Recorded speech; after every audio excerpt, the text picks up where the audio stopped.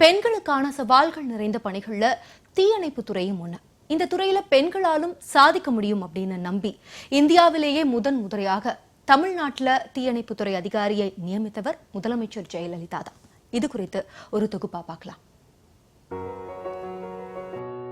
ஆண்களால் மட்டுமே முடியும் என்று சொல்லப்படும் சில துறைகளில் முக்கியமானது தீயணைப்புத்துறை. இந்த துறையில் பணிபுரிவது ஆபத்து நிறைந்தது மட்டுமன்றி சவாலானது. அந்த சவால்களை தைரியமாக எதிர்கொள்ளும் மீனாட்சி விஜயகுமார் இந்தியாவின் முதல் தீயணைப்பு மற்றும் மீட்பு பணி அதிகாரி. தற்போது சேலம் தீயணைப்புத்துறை இணை இயக்குநரான மீனாட்சி விஜயகுமாரும் எழிலக தீ விபத்தில் சிக்கிய பிரியா ரவிச்சந்திரனும் ஒரே நேரத்தில் பயிற்சியை முடித்து 2003ஆம் ஆண்டு தமிழ்நாடு தீயணைப்புத்துறையில் கோட்ட அலுவலராக பொறுப்பேற்றனர். இத்துறையில் பெண்களை ஏற்றுக்கொள்வதா என்ற தயக்கம் இருந்த நிலையில் துணிந்து வாய்ப்பு கொடுத்தவர் மறைந்த முதலமைச்சர் ஜெயலலிதா என்கிறார் மீனாட்சி விஜயகுமார். சுனாமி ரொம்ப பெரிய பேரழிவு 2005 வந்தபொழுது நான் ஸ்ரீனிவாசபுரத்தில் வேலை செஞ்சிட்டு இருந்தேன். அப்போது தனி பெண்ணாக இருக்கும்போது அரை மணி நேரத்தில் அந்த நிகழ்வு நடந்தப்புறம் மேடம் வந்தாங்க.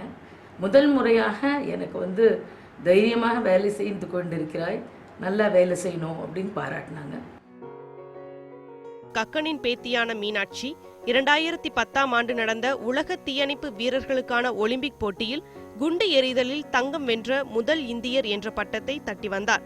2012ஆம் ஆண்டு நடந்த உலக தீயணைப்பு வீரர்களுக்கான ஒலிம்பிக் போட்டியில் டென்னிஸ் விளையாட்டில் 2 தங்கப்பதக்கமும் குண்டு எறிதலில் 1 வெள்ளியையும் வென்று இந்தியாவின் பெருமையை உலகறிய செய்துள்ளார். இதற்கு ஜெயலலிதா பாராட்டு மழை பொழிந்ததை நினைவு கூறுகிறார் மீனாட்சி விஜயகுமார். தீயணைப்புத்துறை வீரர்களுக்கான போட்டிகளில் தங்கப்பதக்கமும் வெள்ளிப் பதக்கமும் வென்று வரும் பொழுது முதலமைச்சர் என்னை கூப்பிட்டு பாராட்டினாங்க. அதுவும் மறக்க முடியாத ஒரு நிகழ்வு.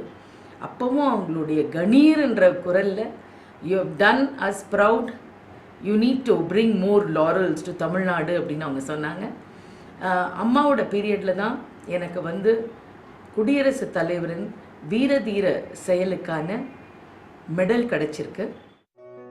தீ விபத்து, இரவு நேர பணி, இடிபாடுகளில் சிக்கியுள்ள உயிர்களை மீட்பது, நீரில் மூழ்கியவர்களை காப்பாற்றுவது போன்ற சாகச வேலைகளை பெண்களாலும் செய்ய முடியும் என்பதை நிரூபிப்பது பெரும் சவாலாகவே இருந்தது. இதற்கு வழிகாட்டியவர் முதலமைச்சர் ஜெயலலிதா என்று பெருமிதத்துடன் கூறுகிறார் மீனாட்சி. தமிழகத்திலேயே முதல் முறையாக மகளிர் காவல் நிலையங்களை அமைத்தது மறைந்த தமிழக முதல்வரின் காலத்தில். அதேபோல மகளிரின் பங்களிப்பு தீயணைப்புத் துறையிலும் இருக்க வேண்டும் என்பதற்காக மகளிரை தீயணைப்புத் துறையில் ஈடுபடுத்தியதும் இவர்கள் காலத்திலேயே. இதேபோல் மகளிருக்கான மேம்பாட்டு பணிகள் அதிக அளவில் நடைபெற்றது மறைந்த தமிழக முதல்வர் காலத்தில் மட்டுமே. நியூஸ் 18 தமிழ்நாடு செய்திகளுக்காக வேலூரிலிருந்து செல்வம்.